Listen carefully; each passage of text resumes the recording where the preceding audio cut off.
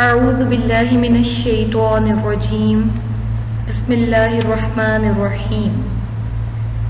Assalamu alaikum dear students. I hope you all are well and doing great at home. This is your Islamiyat lecture and I am your Islamiyat teacher. So dear students, the topic we are going to discuss is purification at-Tahara. Here we have some objectives relevant to the topic. So dear students, after reading these chapters, you will be able to know about cleanliness and how to keep yourself free from impurities. Firstly, I will give you a brief information about at-Tahara, that basically what at-Tahara is. So dear students, at-Tahara means cleanliness and to purify yourself. Cleanliness is a part of faith. Prophet Muhammad, peace be upon him, said, cleanliness is half of faith. Faith means Iman.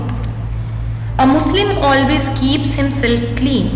He often takes a bath. He keeps himself free from all impurities.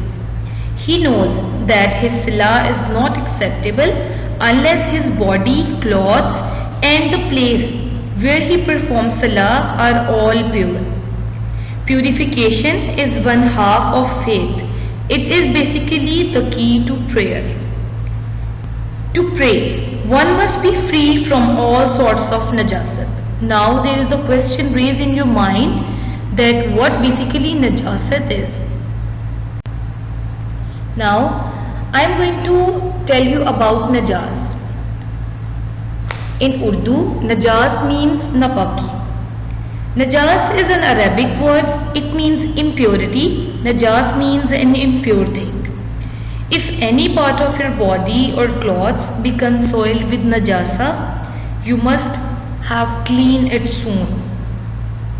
As you know that the topic of our discussion is purification at-Tahara.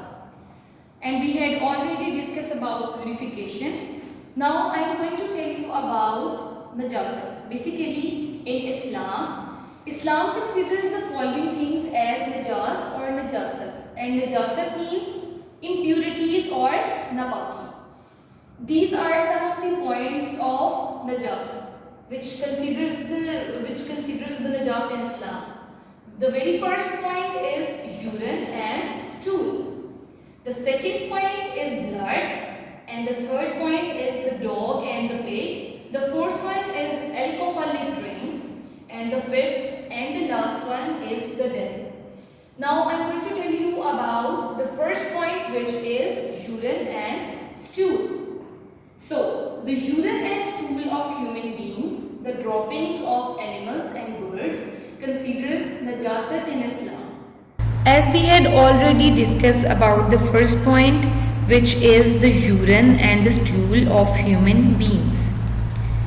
The second point that we are going to discuss is blood. So dear students, blood, may it be flowing from body or may it be of an animal, it considers the najas in Islam.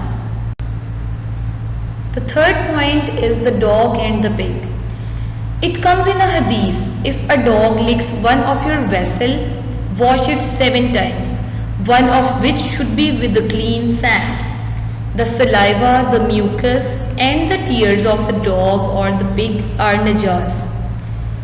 A few Muslims keep dogs for pets without need or benefit. This was forbidden by the Prophet Muhammad sallallahu alaihi wasallam.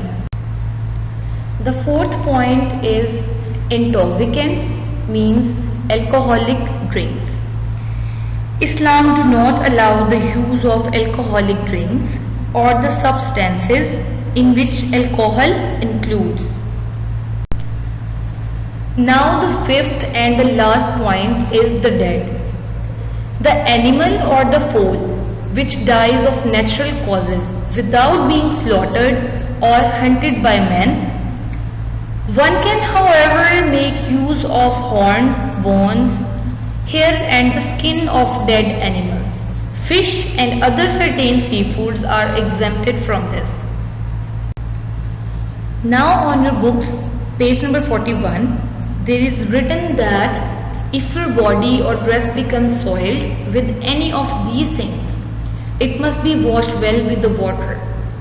When the ground on the floor becomes stained with najasa, it should be cleaned by pouring water over the place after removing the najas.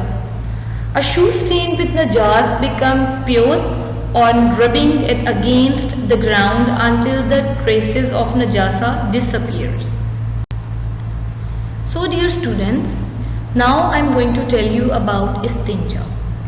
As we already read on the previous page about urine and stool.